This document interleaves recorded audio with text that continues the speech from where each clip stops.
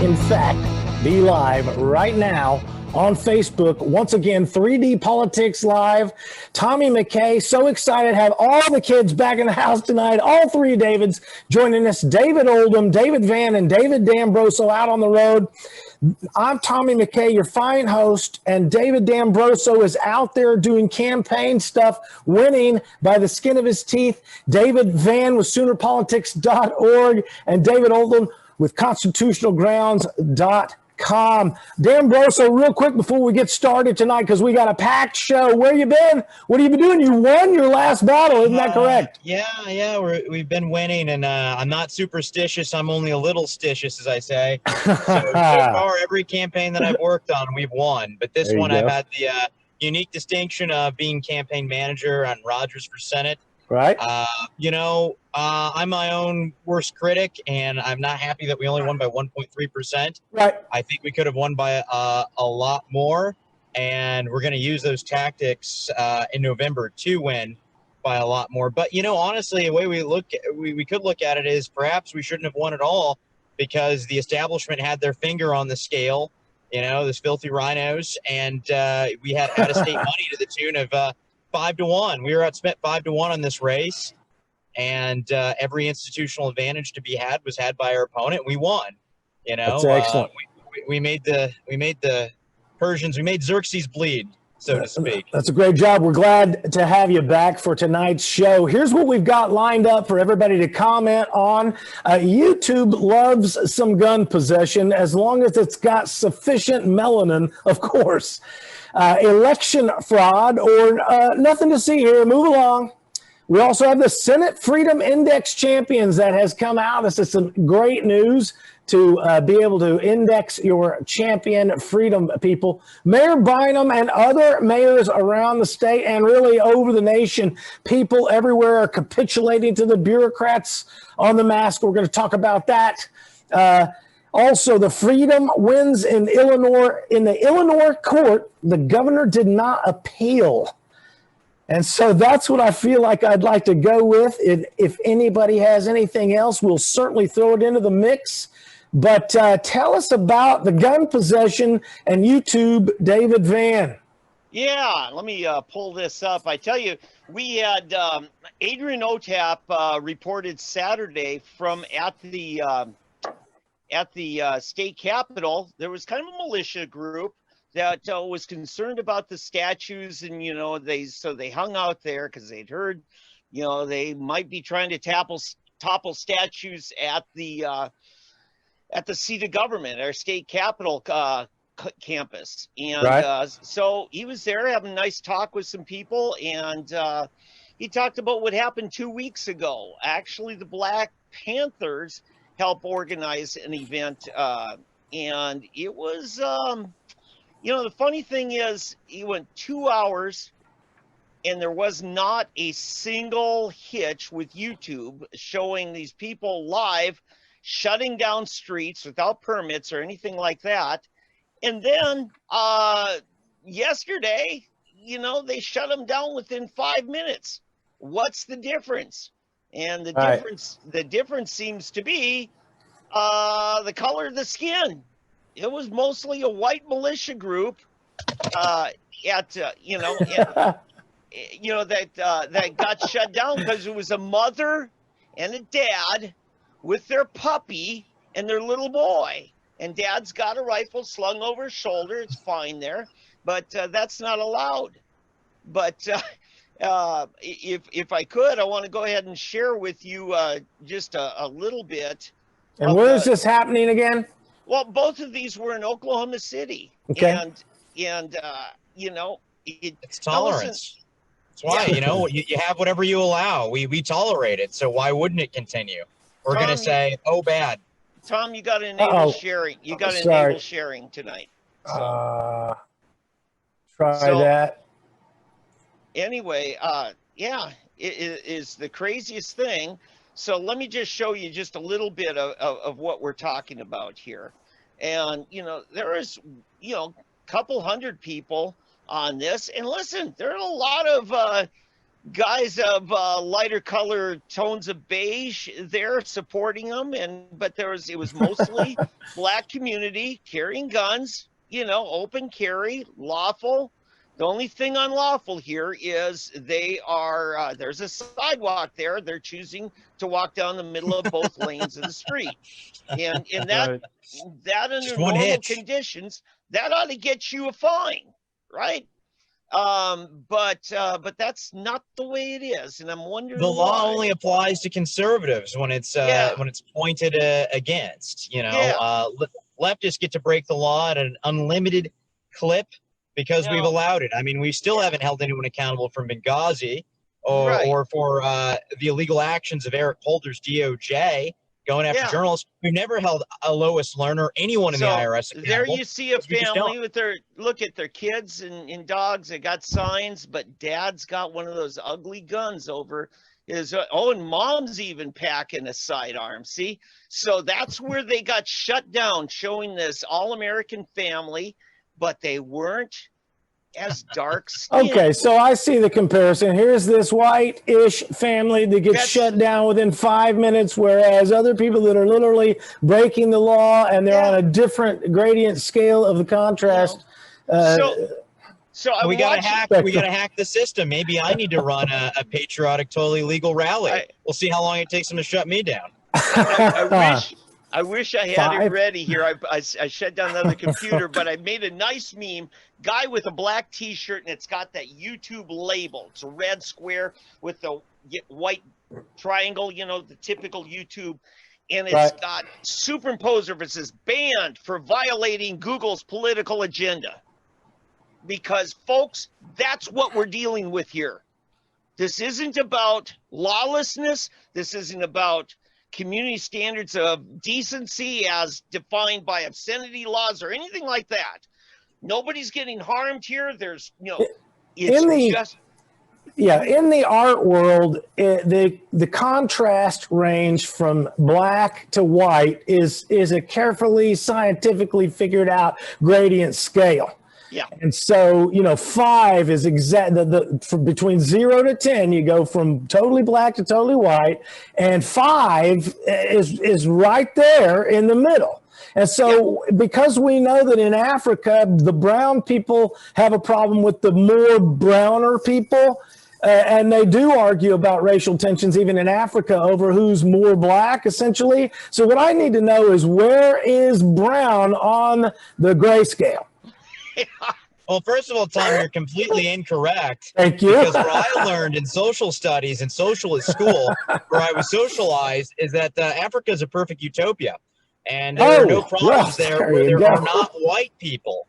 Yeah, my daughter's lying to me. The problem. So, I heard that South Africa was the worst country in Africa because there are too many white people. I don't know. What have you heard? Yeah. So I just want to put a plug. One of the things that happened there, and if you go to E Pluribus OTAP, Adrian OTAP, who does a lot of citizen journalism, catching a lot of live events. Another fellow I met is he's got a great YouTube channel. Is Aircraft Sparky goes by. Aircraft Sparky was sitting down under the shade tree on a park bench there by the Capitol with a member of Black Lives Matter organization, and he's all decked out in stereotypical garb that they do. But the two guys, were having this great conversation. Adrian Otap caught it, and it's on film. It was the most high-level conversation I've seen. And when they finished up, these two guys shook hands and both went their ways. In this current agenda, this current, over the last month, I've never seen out at a protest, two sides sit down and actually not try to shout down the other person's reality, but just listen. And they found out they both agreed on so many things. It shocked them how much they had agreed on. It was just maybe a year ago, or maybe a little more or less, depending on your frame of reference, the absolute truth argument. Oh, no, you can't be right because everybody has their own truth. That thing's out the window. Everybody's absolute truth is totally gone. Yeah. I was wanted to bring back in something that D'Ambroso said. It seemed like a real reach to start talking about Eric Holder and Benghazi, et cetera. But this is the ongoing lawlessness that we all hate. It's arbitrary enforcement. Sometimes they enforce the law. Sometimes they don't enforce the law. It's all connected. We like to compartmentalize this stuff as if it came out of the vacuum of space. From the other side of the universe, it just snapped into being. No, it's connected to over 100 years of capitulation and the fact that we, as conservatives, as Christians, have never, ever held the left accountable. When they hold us accountable to the absolute letter of the law, we give them infinite. We're polite gentlemen. So, Van has something. Here's the takeaway on this. And Oldham and I, when we were at the Trump rally outside, and there was the riot police there, and we were standing next to the guys from InfoWars and just watching this protest. It was already a shut down street. It was shut down by our own police department. So these protesters were not in violation of any law. And Oldham and I, were talking to, the guy, InfoWars people said, this is actually constitutionally protected activity. It may not be my political agenda or the thing that gets me worked up, but I have to support it. And I want to say, with the march of the Black Open Carry March, a lot of white folk there, they were saying, yes, you need to exert your Second Amendment rights. Well, of course we support it. We support it when they openly break the law. So of course we support it when they lawfully assemble. Oldham, what do you got? And I would say yes, when they lawfully assemble. They did at the Trump rally end up illegally shutting down that gate because they packed in that street. Yes. The police. Oh, it was just a little bit of illegal activity, Oldham. Give them a break. The thing is that they should have pushed them back out so people could get in. Yeah. They could keep everything up, but they needed to be back away from and make it so. And if you notice, some of the video and some of the pictures were them pushed up against the fence, right? Which when we were there together, they were still 100 feet away from, or 150 feet away from, but they were still shutting down the access, the ingress egress. Okay, well, yeah. But my point, Dave, we're trying to get out of this is that What Van's trying to get out of this. The redress of grievance, the fact that the peaceable assembly, and that we have to support those things, we just can't allow fudging on the other laws for them that you and I don't get to do in daily life. Correct. Like walk down an interstate. Well, it should be the same thing that we should have for our police. We will support them insofar as they support the Constitution. So if they want peaceful redress of grievance, peaceful assembly, as long as it stays peaceful, we support them. Beyond that, no, we can't. So back again to the arbitrary enforcement of law. What happened to hit on here, and here's the main thread. I like the big picture stuff because, you look at the way they hold us accountable, right? So the way conservatives are held accountable is your gun that you've been entrapped to buy by the FBI is a quarter-inch too short, Ruby Ridge. So they come and they murder your family. And then they say, we're real sorry. And Hillary Clinton can literally run illegal guns to ISIS in Syria and Benghazi and kill American citizens doing so and just say, I don't recall. Eric Holder can run guns in Fast and Furious to Mexican drug cartels that kill over 5,000 Mexicans and can kill Americans, and no one ever holds them accountable. But as soon as you say something that they don't like, they're going to ruin your lives. And I'm telling you, here's the strategy. Here's what we do. Rather than just reporting on it and saying, oh, woe are we, it's time that we start to get intolerant. That's why they brainwashed us and government education to have this tolerance. Well, they're the most intolerant people ever. Oh, and they've been winning for 120 years. Who am I talking about? The left. You can't hold a single opinion they don't like, or they'll run you out of business. You can't do a single thing they don't like, or they're going to put you in prison and throw the book at you. But we say, no, it's fine. And that's how you win. You become intolerant. And I'm telling you, a generation of people is rising up, a multi-generational movement, but we are totally intolerant of this leftism. I mean, it's the come and take it group. Hey, if you're just tuning in, you're listening to a rant by David D'Ambroso. See, One of the- Tom, yeah. he's been gone too long. He's stored He's it all up too pent long. up. He's all pent up. No, But I mean, love there's just so much happening. You know, I talked to Trump's campaign manager at the rally. I haven't told many people about that. I'm not telling you our conversation until afterwards. There's a lot of stuff happening. It's not about talk. It's about action. It's about knocking on tens of thousands of doors. It's about creating political software. It's about moving the needle and winning for candidates. It's about getting the attention of the establishment and saying, no, we're not going along with your losing anymore. We're winning. And if it hurts your feelings, we don't care. Okay, so that's some great philosophy. Let's talk about where the rubber meets the road. We had a GOP, a licensed event at Veterans Park last year, and when it was being disturbed by Antifa, the police stood at the top of the hill. Seeing that it was being disturbed, we talked to them after they stood down. Tulsa police stood down to not protect our licensed event at Veterans Park being disturbed by people. And when I asked them why didn't they come help us out? They weren't sure. They said who was causing the problem. They watched the battle, but instead of coming down there, and this leads me to my other point, but that I haven't made yet, and that is they do not fight crime, they manage crime. They don't fight poverty, they manage poverty. If you make cookies and bake cake and sandwiches and go down to the day center for the homeless, they won't let you feed the poor. It's got to be state sanctioned. The management of poverty is what happens by the state. They don't fight poverty, they manage poverty, and the same thing's happening with crime. We're watching all of these fine pieces of art get ripped down, and we're talking about the corporate structure. So there was an artist that built that thing. That is individual expression through art that the iconoclasts are crushing, and we're seeing this laying down of their arms by the Tulsa police, even for people having a licensed party at the park, okay? So how do you fight back on that, D'Ambroso? You managed my energy on that rant there. It was a fine rant. I just spun right off of you there. Excellent points. Well, you look at it. You're about to go to jail for going to work because you're violating the shelter-in-place order. Okay, you're about to do, but the rioters, right? Where's the call line to report rioters? There's a call line to report your neighbor for not wearing a mask or standing too close to a family member. But there's no call line right for rioters that will be listened to.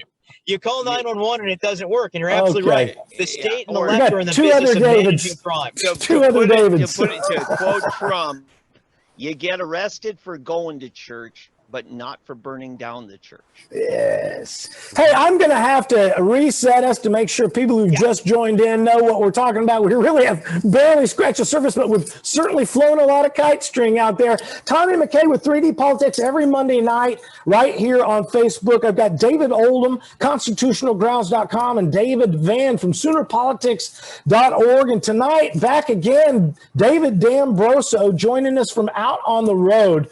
We have been all the way around the block and back down again. I just got to say, to bring up the magic words, the George Floyd death, it's not a racial problem. It's an indiscriminate, arbitrary enforcement of the law. It equals all these other things that are arbitrary enforcements, from the bigger issues like Ruby Ridge to the smaller issues like our little party at Veterans Park. If the police are going to fight crime, they should fight crime. But because they manage crime, they pick winners and losers for criminals.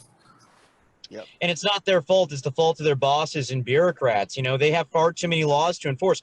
Listen, if you really want there to be fewer instances of police brutality or even crimes committed against citizenry, you need to limit the number of laws. And we've got a real problem when the Supreme Court, any circuit court, the entire panel of judges cannot tell you how many laws there are. And of course, ignorance of the law is no defense. So there are laws that you are breaking right now that you're ignorant of. Why? Because there's tens of thousands, if not hundreds of thousands of laws that no legal body or group of legal professors can even give you the number of laws, much less what those laws are. Yeah, so we've got to reduce our laws back to a constitutional balance. I agree with you, D'Ambroso, that we have to limit the number of laws.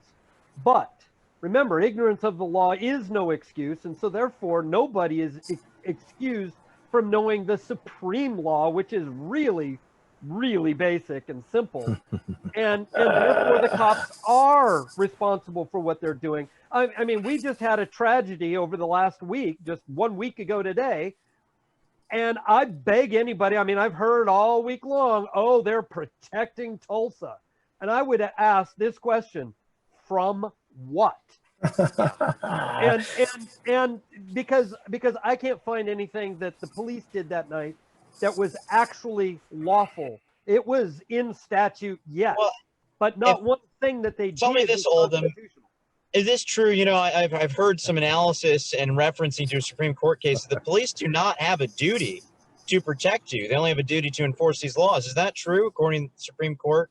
Well, the Supreme Court says all sorts of things that's bad, and they have said that. But the thing is that if that would be a yes, D'Ambroso. Well, if nobody can answer that they were actually protecting somebody, they weren't even protecting you. All they were doing was right. And my point is, it comes down to the citizen to protect themselves, which is why the Second Amendment is just so important. It's just it's vital.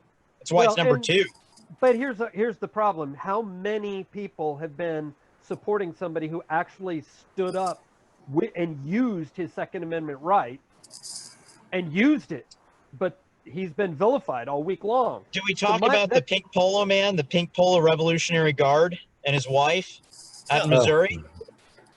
I think we're talking about the fellow who stopped because he owed taxes, and on the spot they wanted to take his car away from him.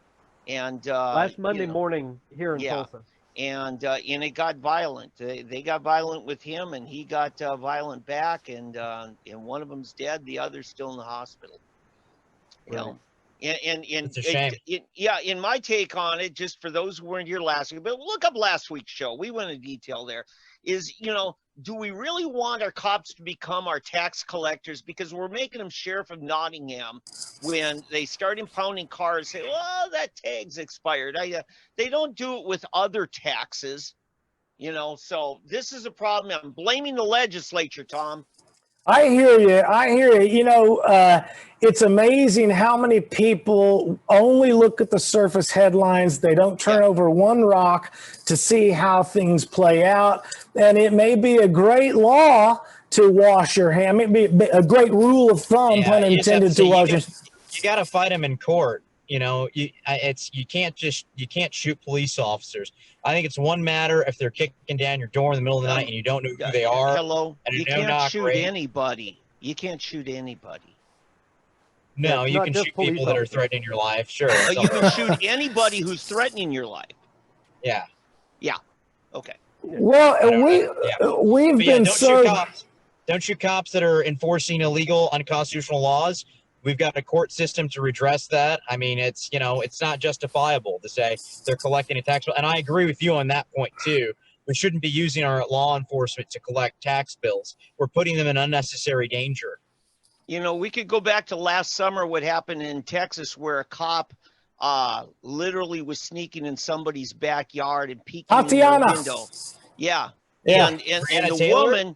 No, another one. The woman just saw was a prowler out there in the dark, so she took her gun out, and the cop shot her, killed her in her bedroom. Yeah, we've got to stop that. I think that's bipartisan. That's bipartisan support to stop these secret raids, right? Where you don't know if it's law enforcement or a murderer. Yep. The common denominator are the words.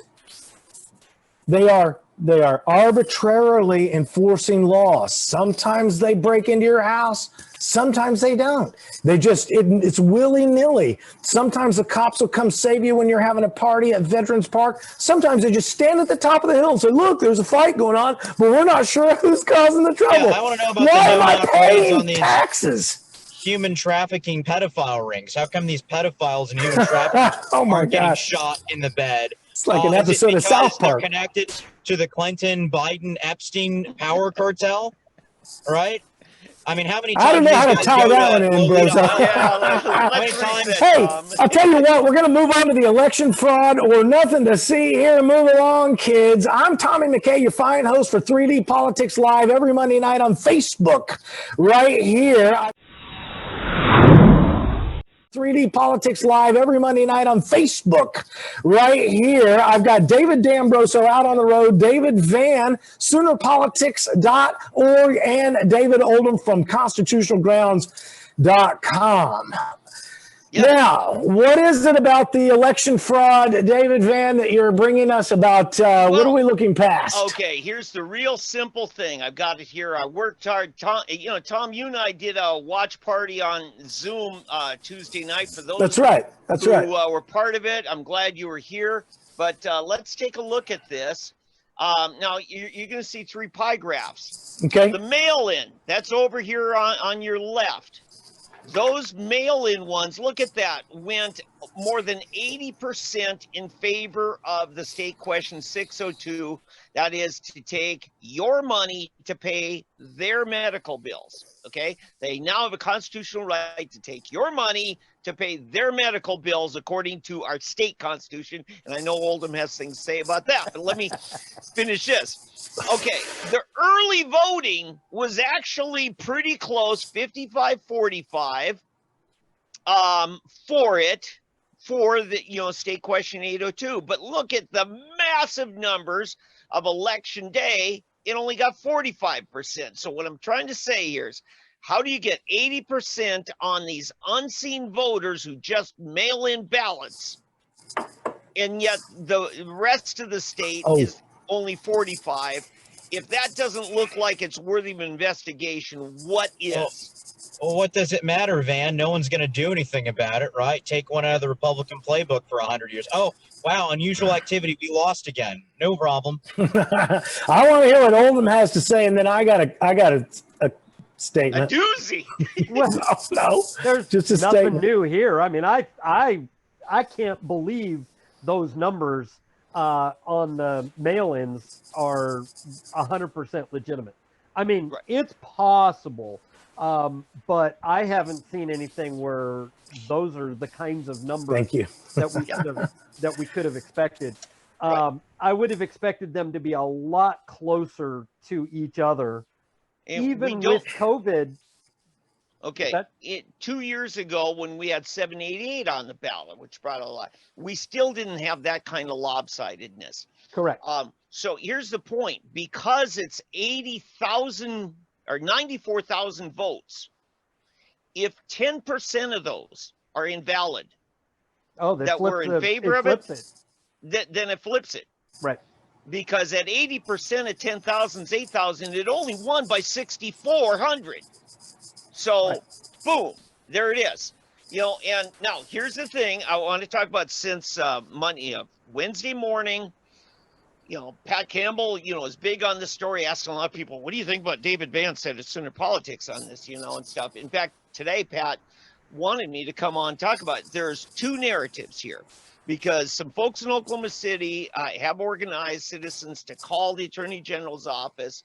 And the report is they're being told, oh, no, call your county election board. Don't bother us. Call the county election board. Well, Jonathan Smalls knows about this with OCPA. John Tidwell with AFP, who organized the vote no. Neither of them are saying anything. Neither is the governor. Neither is the attorney general, nor the election board secretary. Their silence means one of 2 things. Either they're ignoring this, nothing to see here, move along, folks, we're going to pretend there's not a problem, or they are wanting to keep as quiet as they can because they are going after people. There may be a secret grand jury, there may be indictments, there may be arrests. It could blow this thing sky high. I think it's one of those 2 things, and they're pretty extreme. I don't think there's any Could be a third thing. It's Well- not necessarily one of 2 things. What? Dang it. Oh no, I'm just saying it's just a logical fallacy to say it must be one or the other. Okay, I I thought Oldham- Oldham. Let me clarify. Okay. The silence, I think, those are the 2 plausible ideas I have for the silence. All right, we got a house full of contrarians, but Oldham, what do you got on that Well, one? I was just going to say, if we have, remember, every issuance of a mail-in ballot that then comes back and is fraudulent represents a felony, each and every single one of them. So if we have 10% of the ballot that's invalidated, we have Hold your breath for those convictions, 8,000 Oldham. felons. Well, it's, I mean, we've got to start. They're coming. We've got to start thinking about this, and this is how important it is.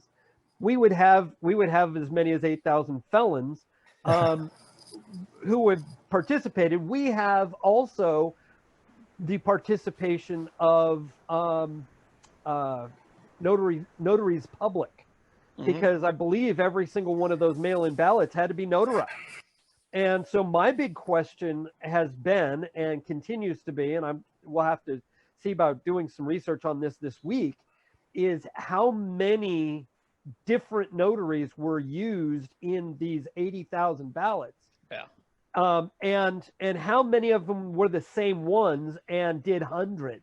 Because I thought there was a limit for a notary to do these kinds of certification. But even if you press into the courts and you have some sort of appeal, they can just refuse to issue a ruling and dismiss the appeal like they did with Rick Hubbard. It's more than that, though, Tom. Is what this speaks to the national narrative going into the November elections. You can bet Trump is very interested in this. This is the narrative for stealing an election. It's not the Russian hocus pocus that they've been trying to sell us. I think that was a smoke screen because of what they were trying to do and have been doing, but now we're ramping up on a much bigger scale. Because the one thing we found out that's a weakness of our election system, it isn't the ballots, it's in the registration cards. You can mail in a registration, nobody ever sees you. You mean the honor of the people running it? The card can't be dishonest. It's the people that aren't playing by the rules. They're not doing it correctly. They're lying. I'm talking about the they lie. The 25 people that supposedly live in the 2-bedroom house next to me, if on the election board. That's a scenario I'm throwing out. Yeah. I mean, the feds aren't even properly being stewards of our money and our vote and our representation. They just let it slide. It's okay, Tom. We can trust him with more. Am I over it yet? No, elections are a state issue, Tom. They're not a federal issue. Okay. All right. Yeah, they are. That's why we have to federalize elections, Van, to fix all of our problems. No. Whoops. Everything else we federalized works perfectly. No problems. Zero. Yeah. And for those who have forgotten, David D'Ambroso is very sarcastic when he's making a point. He's back. Oh, is that what that is? Full bloom. We have back in our irony. Yeah. All right. Oh boy. We need a daily dose of iron. I have certain standards. Anyway, we're going to move on. Tommy McKay here, your fantastic host. Every Monday night, 7 p.m. David Oldham, David Van, David D'Ambroso, all three of the smartest Davids in Oklahoma. And we're moving on to the Senate Freedom Index. By golly, you're correct, Tom. You did not say you had high standards. You said you had certain standards. That's correct. That's correct. It's all about the meaning of words, which reminds me, too bad you reminded me, because I was all worried about your pie charts last time, and you were talking about certain mail-in votes and certain people who show up the day of the election. And I want to bring up the meaning of the word populism. Okay, so people they want this national popular vote. And so I'm saying, and they also want rank file voting. Okay, and so I'm saying if we're going to do populism and rank file voting, the fact is that if you're voting ahead of time, you are less involved as a populist than if you vote on the day. See what I'm saying? If you're involved in the election on the day of, you're more of a populist than if you mail in your ballot. So if we're going to go by popular vote, we have to devalue the mail-in votes and more highly value the people that show up the day of the party. That was a stretch, wasn't it? Well, yeah. All the way around. I disagree with that one, but... Well, yeah, that's how we do this around here. I say something, roll the dice, it's an 11, you say, no, it's not. Topic. What does this have to do with anything, Tom? Listen, we're back to the Senate. Well, What are you talking about? Van said something that made me say something. Senate Freedom Index champions. Tell us that. Of course, you're the guy. The populism index. Yes. The populism index. Thank you, D'Ambroso. Oh, show. All right.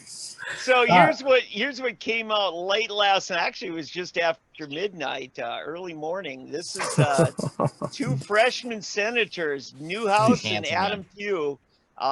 They have actually become champions of the Freedom Caucus in the House. And now Joe Newhouse is from the Tulsa area, and a little bit of Broken Arrow too is in his district. Yeah, that's right. And Bixby, yeah. And so here, let me just get this a little bit bigger so you guys can see the whole thing. And here's our scores, folks. Well, gosh, it's so anyway, we've got they've scored 85 each of them. They both actually authored a freedom bill, and you know what? We're just not going to have this thing working. When they offer a freedom bill, that gets them an extra points on the Freedom Index. It raises their score. Go back to that 2.6% mortgage rate. I'm intrigued. So, and to add insult to injury, Tuesday night, remember one of the things, Tom, I was really intrigued by, Wayne Shaw got booted from the Senate. He was the incumbent, and it wasn't even close. And who beat him, Tom? Cowboy beat him. Oh, Cowboy. Next time I run, I'm putting Cowboy in my name. That's right. That'll get you. Yes, sir. Remember that, D'Ambroso, in your campaign consulting, is that you put Cowboy as your middle name. I want to say, seriously, though, it's not so. I'm a philosopher, so it's not just about having the moniker. I'm not cheap and easy like Howie Mandel. It's not a cowboy. He has a nickname. No. If you are a dude who walks around and you tell people, my name is such and such, cowboy such and such, it's because you've got the testicles to walk around calling yourself something, cowboy something. I like a guy like that right off the bat. Yeah, you can back it up. That's correct. But here's what happened. Wayne Shaw got booted, and then I ended up penalizing him another 10 points because Nathan Dahm and others had a whole bunch of bills to restore our gun rights that Wayne Shaw refused to hear in committee. Some of them would even pass the House. What, is he a Democrat? What's up? Is he a Democrat? No, he acts like one. Oh my gosh, imagine my shock. You mean he's a Republican? Oh my God. He's a Presbyterian minister, young man. I love how the man of the cloth. He's marrying trans people to lampshades, right? I'm a man of the cheesecloth. The Senate Freedom Index, this is what I love about the Senate Freedom Index, is that it does tightly follow like the stock market. I mean, it can change instantly and on a dime. What I really want to hear about is the Trump Index, man. Can we talk about that? What Donald Trump feels in his heart. That's actually that's Al Gerhardt's. Al Gerhardt changed his to not from the Rhino Index. It's now the Trump Index. I have to make fun of him a little bit. I have to make fun of him because I think his conceit is that he can know how Donald Trump feels about every single bill that comes up in the Oklahoma State Legislature, and then he rates people based on that set of assumptions. Well, now you're getting ad hominem. He's got a committee that works with him on that. I'm not part of that. But I'm not ad hominem. Hey, before you move on from ad hominem, I talked to a psychic the other day, and I told him I'm really into yoga, and he saw me owning my own yoga studio one day. Yeah. Take a look at the index and give me something on that, D'Ambroso, okay? Find me something on which one? On the Trump Index. Find something solid, and we'll talk about it. Did he release it this year? Sure, a couple weeks ago. Well, I'm only familiar with the premise of it, and tell me if I'm wrong. I don't think it's an ad hominem, but doesn't he just assume what President Trump would feel? I don't think he about assumes. The Oklahoma State legislators. I think he researches his public position on issues. So Trump has a public position on every single bill brought up in the Oklahoma State legislature? Or the 15 or 20 that Al picks? I don't think anybody. I highly doubt have you seen the thousands of bills that are filed? I could be wrong. No, I haven't, and I doubt the president has either. Okay, I think this is just getting to be a dig on somebody who's not here to defend themselves. All right, well, dig on maybe Al. it's okay if it is, and he's not here, and that's accurate too. But it's And speculative. Maybe, well, It's all maybe speculative. we can look at Al's writings, and if he does try to get into the mind of somebody he's writing about, we'll know that D'Ambroso knows he's conjecturing. Yeah, I'm asking the question. It would be I'm great not if sure. maybe Al could come on, and we would just have him on the show. You might do that. That'd be I like fantastic. talking to Al. He's a smart guy, but he likes to dig in and just say, no, you're wrong. And you're like, well, why? And then it's just kind of like game over. It's okay to have something solid to push against or cling to. It's good to have these solid voices in Oklahoma, and we can clarify meaning. I think we all want Al freedom. won a great victory for our First Amendment, right? Telling people it's not extortion if you say, hey, I'm going to investigate you if you don't vote a certain way. I mean, well, that's free speech, right? The way they ran him up the flagpole, like they did Rick Hubbard. I mean, I'm going to tell you, and D'Ambroso, you said this early on the show. All you do is stand up for your rights, carry out, and exercise your First Amendment, and pal, they'll just nail you. Okay, that's twice that Rick Hubbard's been brought up. Do you have an update for us, D'Ambroso? You live there in Broken Arrow, close by where he was arrested. Rick contacted me, but during the election, so I haven't gotten back with him. Okay, I was actually hoping you guys would update me. Okay, get us up to speed with the specifics. He was just walking in the park with a rifle slung over his shoulder, right?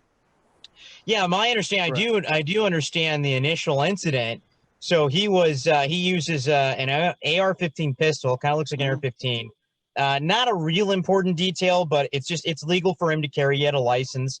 And at this time, was this 18 or 19? I think constitutional carry had passed. This was spring of last year, so they only have three more months to do something with it, or he walks. Yeah, so essentially, someone felt threatened, and they called the police, and then that person's story changed. Well, let me correct you there. The police claim somebody felt threatened. We don't have that info, do we? Let me just give you some allegedly. Well, no, they went to contact this person, and their story changed. So let me just give you an update. It looks like Rick Hubbard is on the Facebook Messenger right now, and he says the appeals court refused to issue a ruling and dismissed my appeal. Isn't that great? ? Sarcasm I inserted. FYI, he says, I go to jail for contempt, July 22. That's from Rick Hubbard on the 3D Politics message. Oh, that's criminal. How can they throw away his appeal? I don't even understand how that's legal. It's the Wizard of Oz. We go away, come back again later. Rapists and murderers get appeals, and they also get out because of COVID-19. I mean, it's totally arbitrary enforcement of the law. Crime. I mean, he's been arbitrary enforcement of the law, whether it's George Floyd, Rick Hubbard, or our party at Veterans Park. They're not doing anything they're supposed to do. Well, and then they're doing what they're not doing. As you understand it, Van, because I think there are people that aren't familiar with Rick Hubbard's case. We only got halfway through it, so someone reported him. Long story short, allegedly, police come. No one has their body cam on. There are no dash cams on. Multiple police reporting. This takes place between 3 public facilities, across the street from where I grew up. There is a skate park with cameras triangulating him just yards away from where this happened. There's a fire station like just 2-3 dozen yards away from those happened with cameras. There's no footage of. And there's a community center with dozens of feet away from where this happened, cameras pointing at. So there potentially we have well over 10, 15 cameras running. There's zero footage of it. All there is alleged instances of criminal wrongdoing against Rick Hubbard. 0.0% proof that he ever did anything wrong. And a judge took all of his guns and ammo as a condition for him to walk free. And apparently his appeal's been denied. I just want to know how any of this is legal. And I want the names of the judges.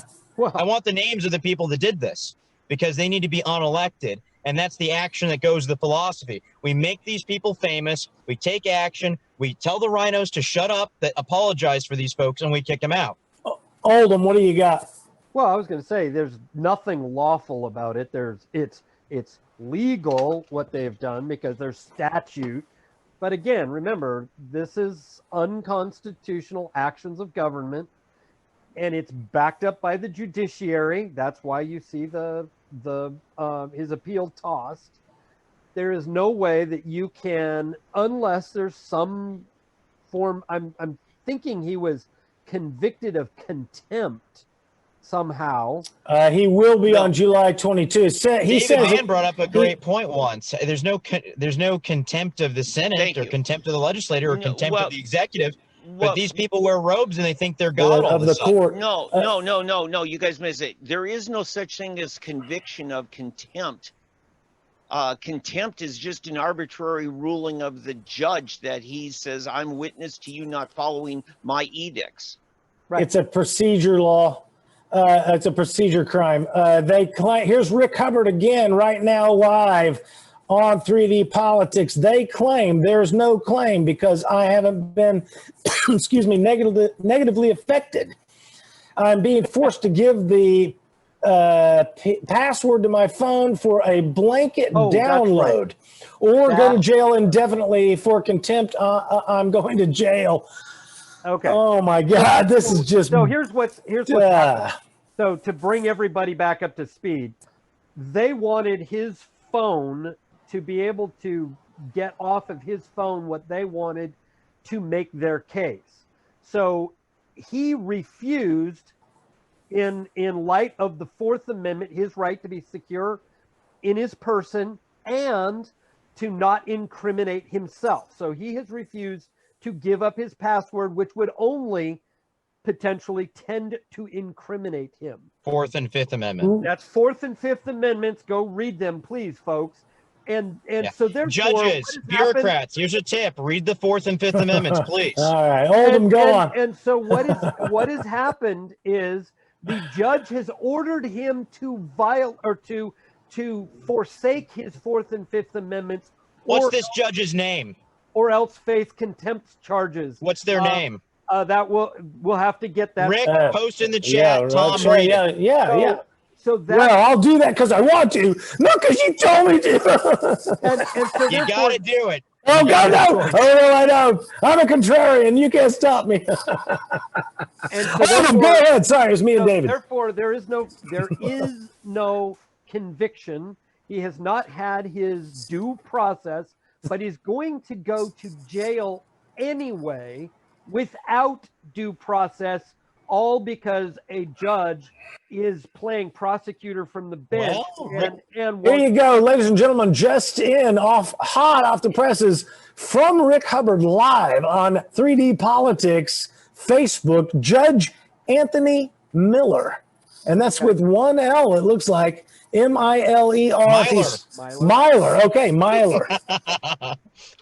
I was only off by 5,400 feet.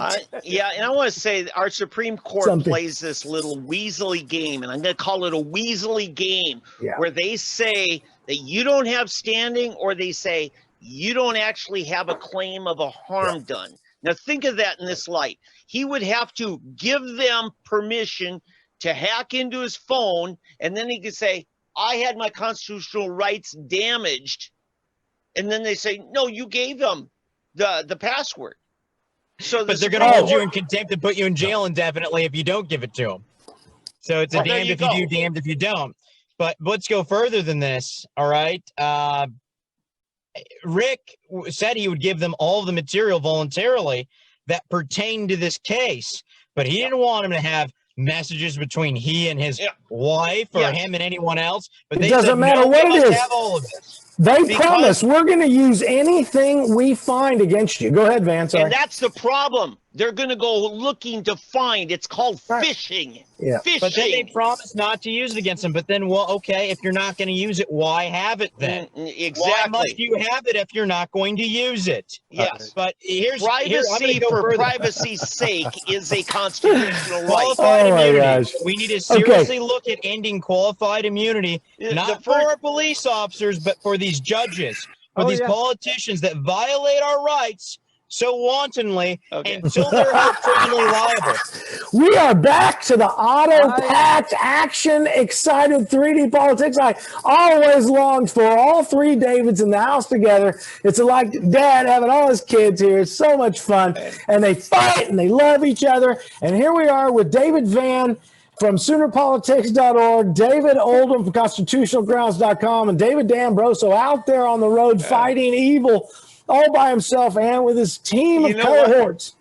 Tom, I want to say on this, thank you, Rick Hubbard, for stepping up. This is totally unscripted. This dude is literally, we are off the rails totally. We're not, I mean. This is great stuff. And for the rest of you, hold on. Stay tuned. Because we don't know, you don't know when we're going to bring up you as a subject. Autocorrect gets us all. You can't type capitalist, it types corpuscle. Anthony Miller, okay, and I'm getting back and forth here with Rick right now, and he's cursing spell checker with me politely. Anthony Miller, Miller.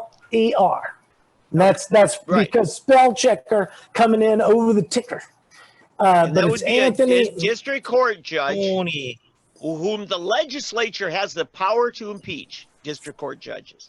Well, is Tony a mob boss? Old Tone. We call him Old Tony. He's like a mob boss over here. Anthony works in the courtroom.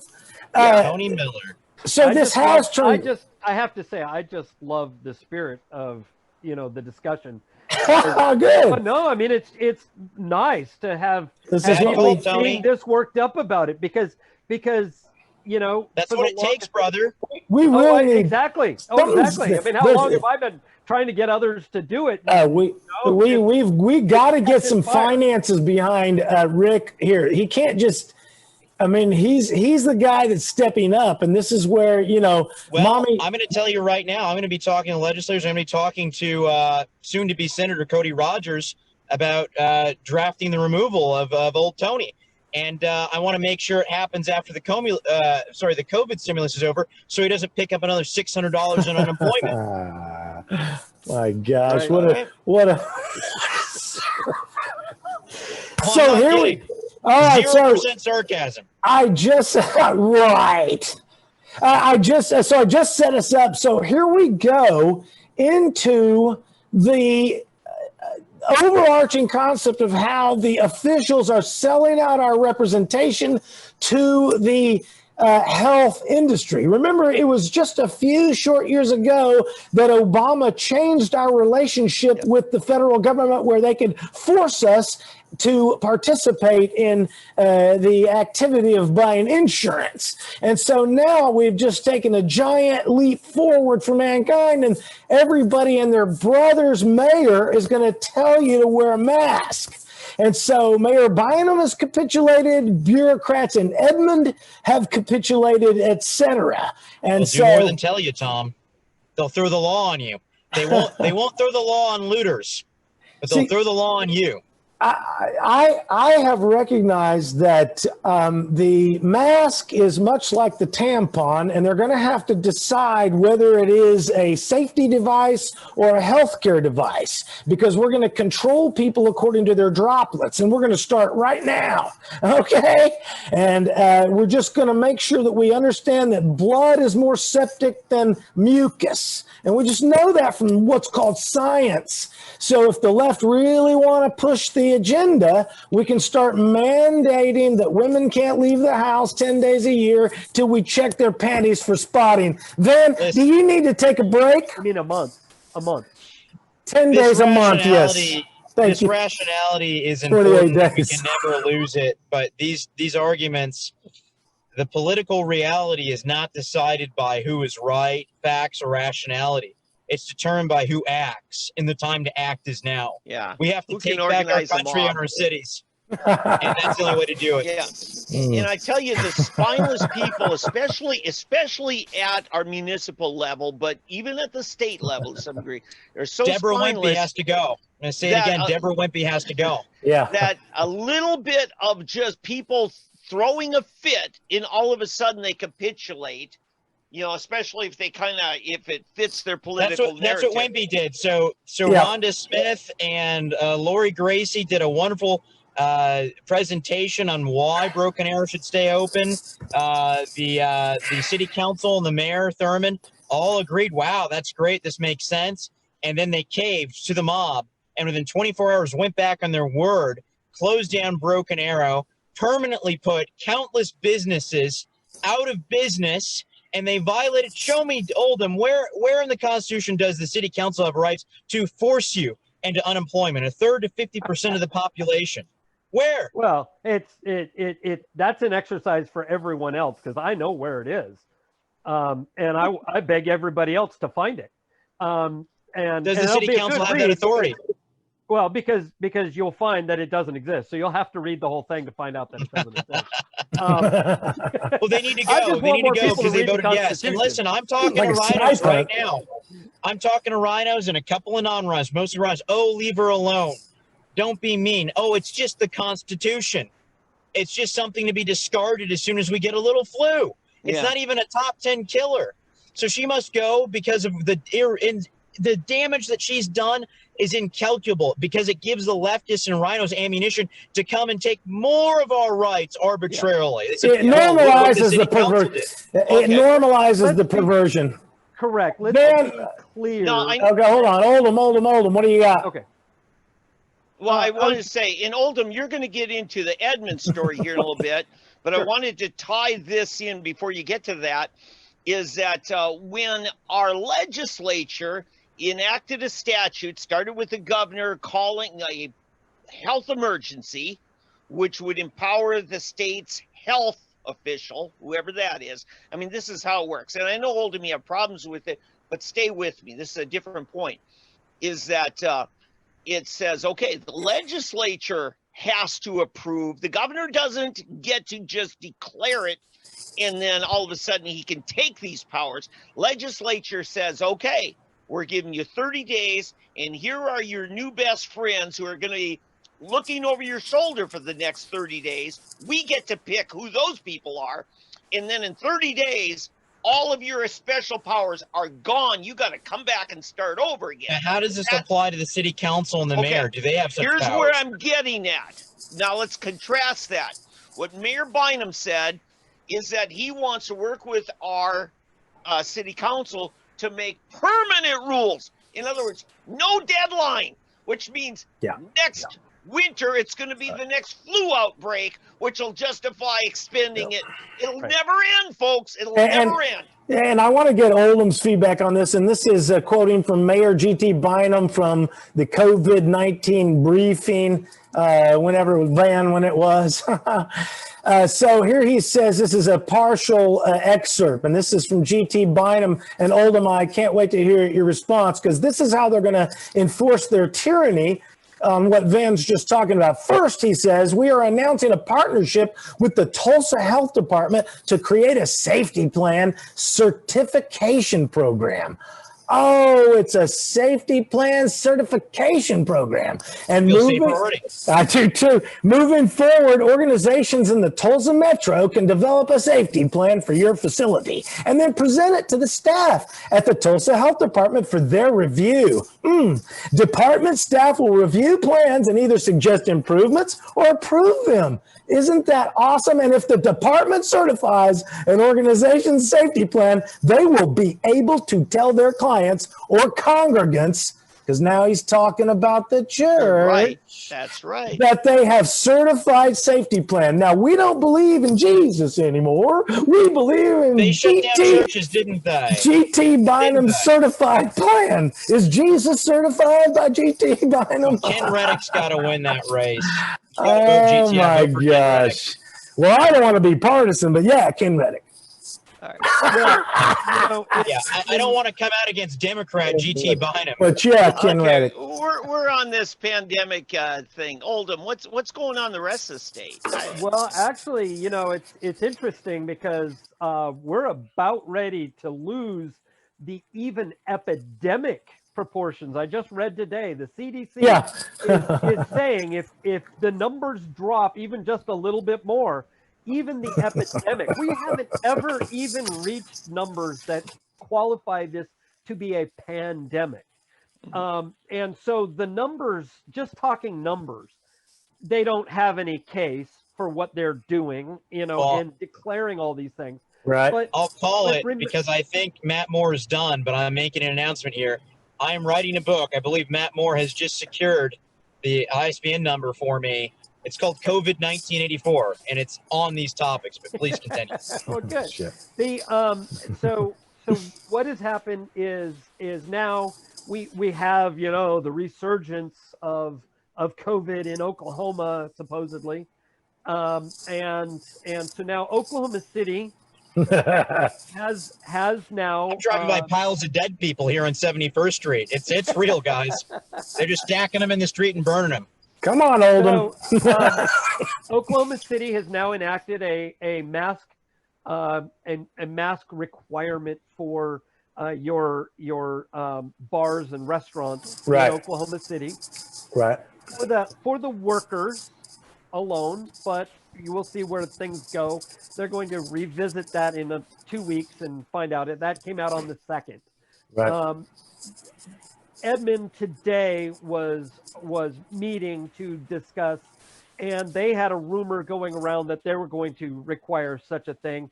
They are saying no, we're not going to do that today, Right. but they have left it open that they may in the future, and they've already done it. So, and then now as we are talking, you know, GT here in Tulsa is talking about doing that. Broken Arrow has not mentioned anything like that, and I don't know all the other states, but Well, Broken Arrow got scared into religion on this, I think. The city think so, council's a little scared. because they have been, and rightly so, and they have also noticed that by being more lenient, as it were, not riding the heavy hand, they've actually gotten a lot more business because businesses come to Broken Arrow. What a shocker, not Tulsa. shutting down businesses Oh by my fiat God. allows for more business. Who would have no. thought? You were saying, Oldham, before you got cut off earlier, you're saying you're talking about the constitutional authority that the city council and mayors have to force citizenry Right. into unemployment and to shelter in place indefinitely for Correct. what is essentially no different than the flu. What is that? Absolutely none. And None, here's something else, and it just came up today. I was working out and about, and this gal and I got into this typical conversation. She's forced to wear a mask, and I showed up without one. It was in the car, but they didn't have a problem with it. And she ended up telling me that she believes she has a sinus infection and deep respiratory infection and sores, cold sores around right where her mouth is, all because of her mask. And Oh, she's wow. absolutely Yeah. convinced. Oh, yeah. And it tends to clear on the days she is off, but then comes back because she's forced to wear this So Right. she's hours got per day. she's got herpes from this mask. Yes, cold sores. And David. she is now actually on. I'm not lying, Tom. No, it's not. I mean, that's cold sores is a herpes zoster. Simplex And one. So the whole point is that these things are now we're now able to start seeing that these employees have, and I don't know if you've seen the YouTube videos of the guys that take the OSHA monitor, the closed space oxygen NOx monitor, the noxious fumes monitors, and they test without they test it without the Hold mask on. and with the mask. The cat lady at Snopes told me that's fake news, David. Oh, is it really? Okay. Well, the thing is that the Yeah, you get just as much oxygen wearing a mask or a blanket over your face or a chloroform rag as you do without one. That's what Snopes told me. So it's just science. You just have to learn about that. Science. I'm for science. Is the cat lady still there? Or is that a just her Oh, husband? guys, I've got breaking news. Uh-oh. This is how long COVID is going to last. Calvin says so. Was it November 3rd or 4th? Oh, shit. No fans doing punchlines. That's right. It'll last as long as it Oh my gosh, needs that's to. good. Oh my gosh, Calvin, that's funny. Calvin won the internet. You know, going back to it, the rhinos are so much more dangerous than Democrats. At least we know they're in the foxhole across from us shooting us. A rhino will just shoot you in the back or stab you. I mean, they give so much cover to the Dems. We need a purging of our party. And I'm not kidding. No, that's true. I'm Hey, going to institute this effort. They need to how- go to the other side. or shut up. Oldham, and everybody, how do we fix the problem I ran against in 2016 where I couldn't even delineate my views against G.T. Bynum because he was so purple? You know, there he was, all bipartisan, nonpartisan. And I'm like, I sure would like to be able to say what I am so that I could gather my team. But otherwise, he's transpolitical. I mean, he's like Nicolas Cage. You just stand there and project whatever you think onto him. Well, I think we need to. I think it comes down to being the constitutional candidate. Personally, but how do we fix the nonpartisan thing in Tulsa? I mean, it's a nonpartisan. It's by we're talking about with BLM. No, I don't think you have to worry about that at all. I think what you have to do is you have to be able to explain how liberty will be better for each and every individual, no matter their station in life, whether they're making money off of, ill-gotten government. All right, Van, what's your comment? About that. Well, yeah, I asked Dewey Bartlett, a week before the election, back in 16. You might have been. It was at the Terra meeting. Actually, I think Medlock said to him, Chris Medlock, former mayoral candidate himself and city councilor, right. He said, why are we no longer partisan in the city races? And Dewey says, yeah, I don't know. And Sal, because it benefits Democrats. Listen, here comes. That was his answer. The former Tulsa GOP chair, Sally Bell, said, oh, yes, you do. You were the one who pitched it to the city council 5 years ago, Dewey. And he says, oh, well, I guess I did. Yeah, that's right. Dewey, I wake up in a different place every 5 minutes. There's the kind of look on his face. Reboot. So I said, Dewey, okay. I said, after the election, will you help us fix this? He said, yes.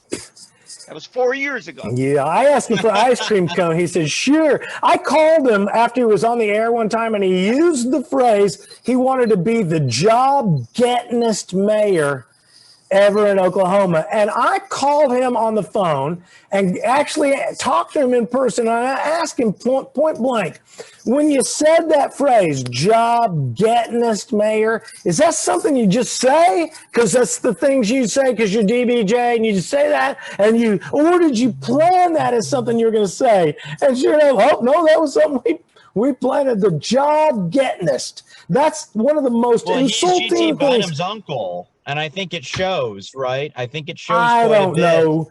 I mean, I'm not cattle, and I don't vote that way. Job-gettingest just simply doesn't get to me. Anyway, I don't know, job-gettingest, and that was a planned statement. I don't know. Yep.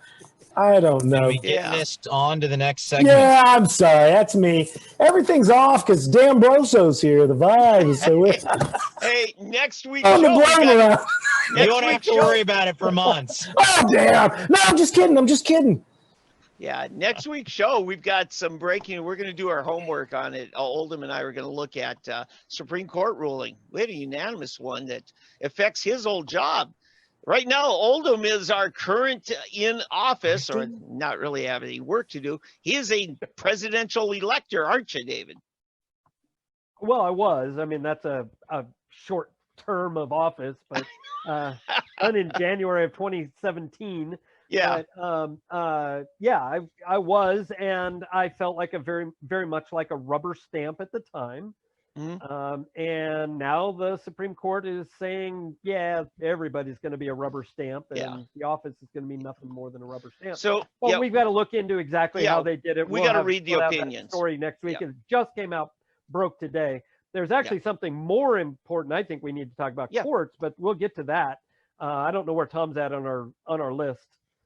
The thing that I wanted to read to you guys real quickly, a paragraph, and see if you guys know where it comes from, and it applies to the Dr. Dart situation. I would be ticked off if I cast, back to G.T. Bynum before we go, I would be ticked off if I cast my vote for a city guy to lead the city, and then he stood up there and told me, well, I'm going to do what the county guy tells me to do. Why did I vote? Why did we divide the power in the first place if you're going to recombine them? I voted for G.T. Bynum to make decisions as a leader, but what he's telling me is Dr. Dart, an unelected bureaucrat, is going to tell me whether I got to live or die tonight. But I want to see if you guys know where this paragraph is from. Quote, unelected bureaucrats in the executive branch now write countless rules with the force of law and arbitrarily punish individuals who disobey those rules. The Constitution makes clear that these powers were granted to Congress by the people and must therefore remain solely with the people's elected representatives. 1,000 points to anybody who can guess where that's from. Tom McKay said that literally just now. No, it's not a trick question. It's not a trick question. There's a couple places it probably came from, and I've heard the quote. And 10 seconds. But SCOTUS would have said it at one point. Nice try. That is literally right out of the Republican National Convention. That is the platform of the Republican National Party. I'm glad you brought that up because we've thrown that away, and it's time for this ideal to rise. I don't care about the detractors. I'm going to push forward as hard as I can on what David McClain promised me. And, you know, he's pushed hard in different things, and he has an ambitious agenda, and there's some things he might have to leave on the table, but this one, we just can't let him. Debates for every single candidate. Why? These issues will come up. These issues, it's not for the entire population to see the debate, but it'd be great if they would. It's really for the influencers and these groups like Terra and OK2A and TMRC and others to be educated, because what just happened right with my campaign is one reason we only won by a percentage point is the Rhino candidate. I'm not even going to name him. Here's a guy who praises socialist healthcare, loves Question 802, supports it, gave $20,000 to Nancy Pelosi and says, quote, he doesn't like what guns do to people, and you wouldn't be so pro-Second Amendment if you saw what guns did to people like he does every day. Oh, yeah. This guy got the endorsement of Terra, Tulsa Men's Republican Group, and OK2A. When my candidate was Superior. No, he didn't. No, he didn't. And 912. He got it from a select group of leaders, some of the leaders of each of those groups. And well, the endorsement did not get communicated. It got communicated in such a way that even David thought it was, you know, a larger group. And that goes to show not only the groups, but also the leaders, and then the communication to the general public, and how the public can be swayed when even the leaders and of these groups can be swayed like this. Yeah, we have to have a write-up, and Tom, that's how you got me on this. The debates are important for the influencers to inform the public, and the write-up of the platforms. I mean, a 30-second write-up. I agree with that statement. Disagree. Agree. Disagree. 1 through 10. Agree or disagree. Unelected bureaucrats should not write law. Agree or disagree.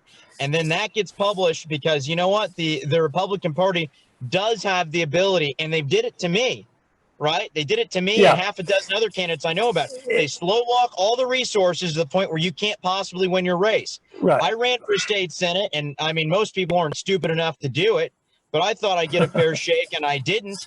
And our guy, Cody Rogers, didn't get a fair shake, but we learned enough of their tricks, and he had spent enough of his own money to the tune of 130,000 plus that we overcame getting outspent 5-1. But wait a minute. Are you saying Emerson spent $500,000? Well, no, he spent about $0, I think, of his own money, but about $500,000 came in from out-of-state and in-state groups. Yes, for him. Absolutely. $500,000? Somewhere around that figure.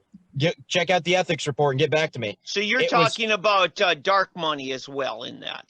All kinds of, PAC money, out-of-state money, ASA PAC. That's the PAC he gave to, funded most of his campaign. That's the PAC that gave to Nancy Pelosi. He maxed out to them. I think they gave to Act Blue and some others. You'd have to look at it. It's all in the FEC.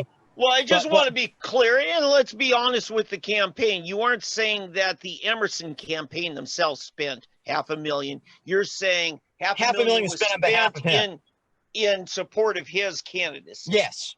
Okay. Yeah. To be clear, but here's my point. So he got these. I mean, and I feel like I'm having a hard time following these endorsements, but I'll leave that point aside. It seems like maybe some rogue officers of these groups made a very convincing appeal to endorse this Rhino candidate, and maybe some others, and the public was fooled. I mean, many people in these groups were fooled. And my point is, we would not be fooled if we mandated these debates to get these materials. I did not get voter registration material, even though I asked. Surrogates of my campaign asked when I ran in 2018 for voter registration material 14 months before I ran. We didn't get that material until 2 months before Election Day, and then when we got it, guess what happened, David? Hmm. It I was don't know. wrong. So I had to pay for it. Yeah. Then I had to wait 2 weeks to get the data I paid for from the Koch brothers. Okay, So but in any case, here's my point. The party is already doing this. They're already doing it by fiat. They're not giving the election materials to people who ask for them, and they're being gatekeepers. So we can absolutely do it out of principle if we pass the rules to do it. Can we not? But Sooner Politics came out with an endorsement in that race, right? Did that have an influence? Listen, all endorsements have some influence. Yes, all elections matter.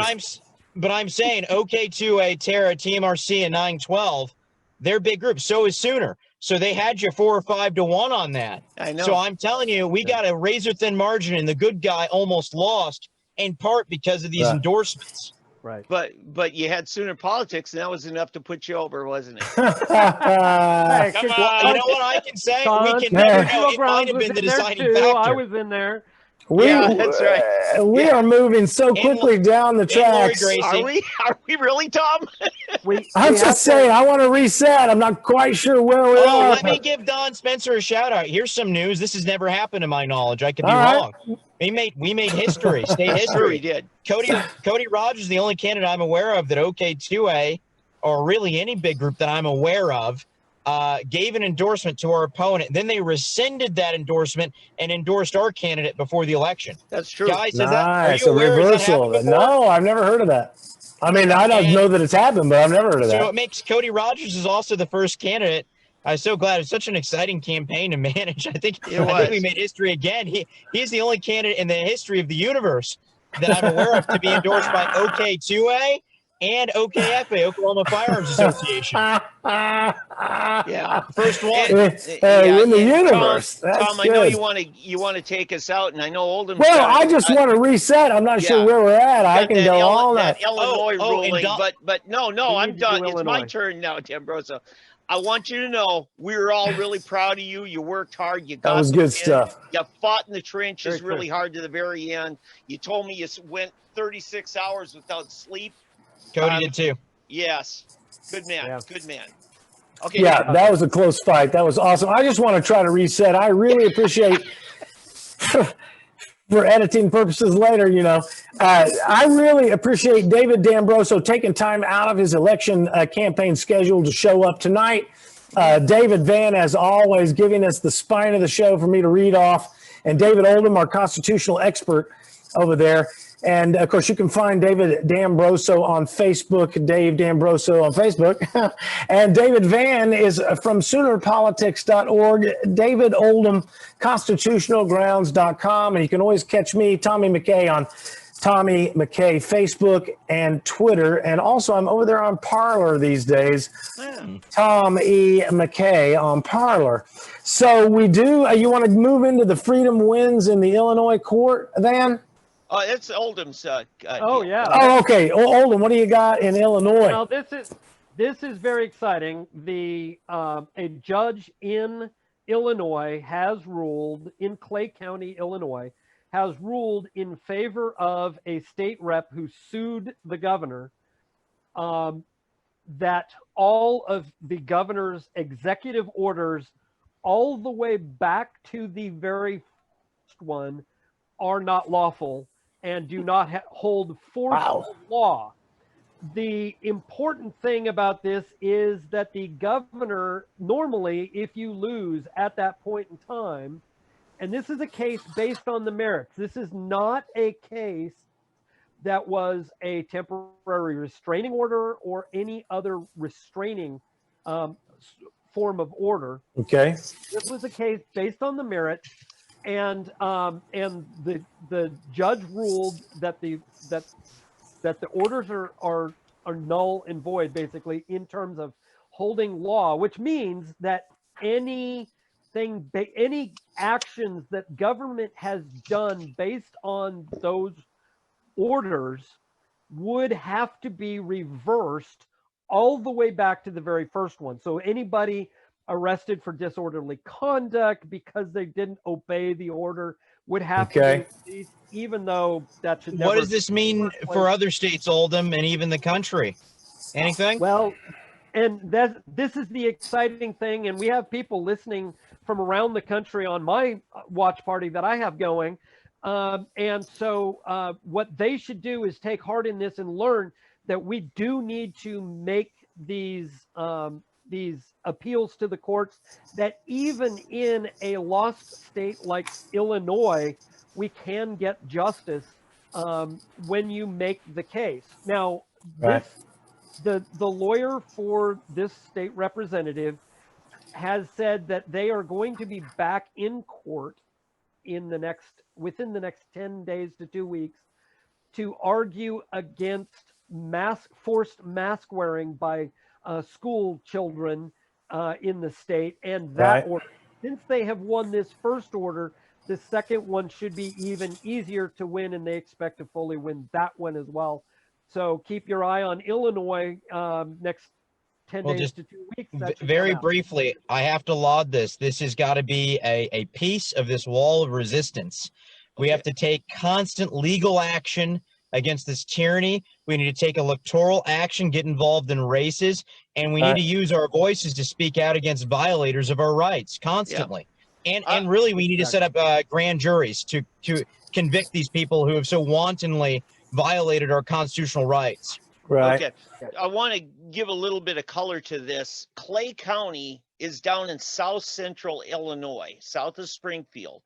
Okay. I want to say something about the politics of Illinois. We always think of it as very liberal. Okay. Chicago is. The rest of the state's very conservative.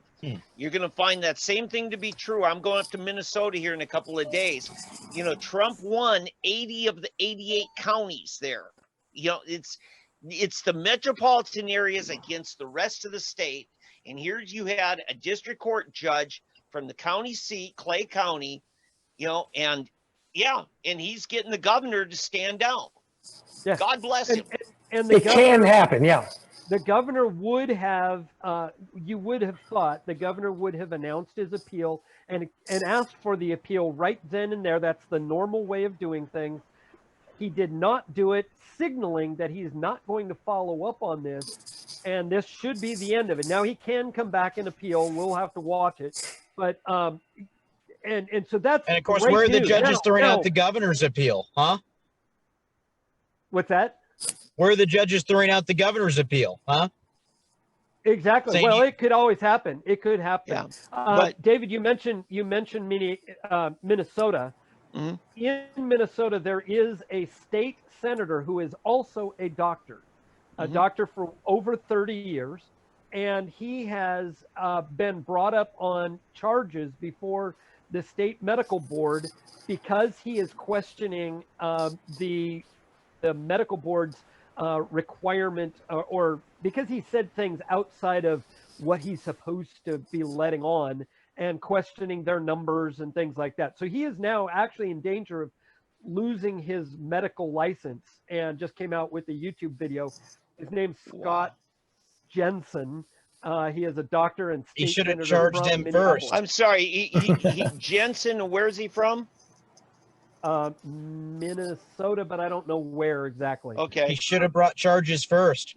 And I believe he is the doctor that spoke of the CDC guidelines early on before Dr. Birx confirmed that the numbers are at least 25% inflated of COVID deaths. He's one of them. He's one of them. Yeah. See, here's the problem, though. Here's the way forward. Yeah, Dr. Scott Jensen, he's actually from Chaska, just down the road from where the artist formerly known as Prince had his studio headquarters there.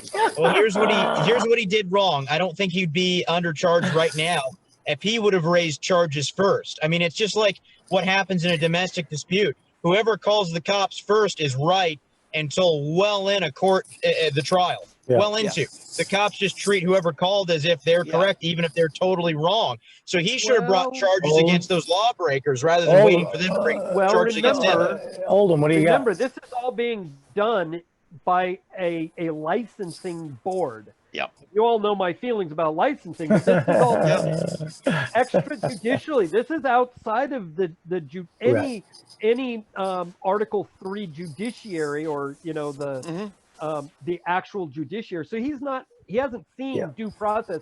He's going to be Right. denied the ability to work and then have to go into that Right. to get his due process is the way they like to Okay. work. Tom, I promise I'm not jumping back to No, an old that's topic, fine. Go for it. an old topic. But again, remember when we talked about our Freedom Index, one of those bills that we scored that passed was giving some medical association in another state, actually in that case it was a psychiatric association, the power to determine which therapists in our state can continue to practice. Once those out-of-state organizations know they have the power, they'll come in and start dictating everything here, Right. and they have the power to yank your license. And that was our legislature gave that to them. By their Selling vote. us out. So it's just similar to the city guy that I voted for selling my representation out to the county. The same thing here. They just sell my representation out to somebody from a different state. Right. And Bynum did that's the same thing he was doing with this police oversight board. Bynum's always looking for somebody else to make the tough call, have the decision. He's not the guy who says the buck stops here. Right. Dr. Dart is the guy he looks to. Should we open tomorrow? It's just really sad. I've got like 3 things. We got to tease what we're going to talk about next week. I got to say a couple of things from Tommy's Twitter Titrantrix, and then what else are we doing? And I want to thank the viewers from Facebook. So what do you guys got before we close them out? Anything else? Olin, what do you got left over? Anything? I think we've pretty well covered it. Just what's coming up next week, we're going to talk about Supreme Court ruling on presidential electors. Yep. That's right, the electors. And guys, those of you who are aware of and fighting this whole national popular vote, this ruling will be key in that fight. This affects numerous issues. Right. It's not just the electors. This affects the national popular vote and whether or not we actually retain a republic or we go flat out democracy. Right. So stay tuned for next week because it'll be important. And remember, Nazi Germany was a democracy. As was the Soviet Union. It was. Yeah. They got all on the way out, I just want to say from Tommy's Titanic Twitter feed, there's a couple of things I noticed on the mask things. Tulsa World had an op-ed refusing to wear a mask in crowded public places isn't a protected political expression. The editorial says it's a bullheaded act of ignorance, denial, and self-possession. And in response to that, of course, I sent them the link to my new Normal song. Yeah. But you sewer mouth, you. But I want to say, thank you very much. By the But two people on my Twitter feed that need to be recognized, and that is Representative Anthony Sabatini. He's at Anthony Sabatini. If you are arrested or fined for not wearing a mask, call me. I will represent you for free. Also, Briscoe Kane at Briscoe Kane on Twitter. Get fined for not wearing a mask. I will gladly represent you for free. Isn't that wonderful? These people stepping know where they're at. to do that. Well, you'll have to find them on Twitter. It's Briscoe Kane and Representative Anthony Sabatini, wherever he's from. And Oldham, you ought to like this. 2 Works for You decided to put out a thing that says Tulsa County District Court reminds citizens that jury service is a legal obligation and a civic duty. So I tweeted in response, and don't forget, jury nullification is always an option for unconstitutional law also. Ladies and gentlemen, that is, I hope, remedy. We have way more to talk about, and it happens so fast. We always miss out on a lot. Never exhaustive, but always energetic. Thanks again, David D'Ambroso, David Van, David Oldham, for 3D Politics Live. I'm Tommy McKay. We will see you guys next week on Facebook right here on 3D Politics.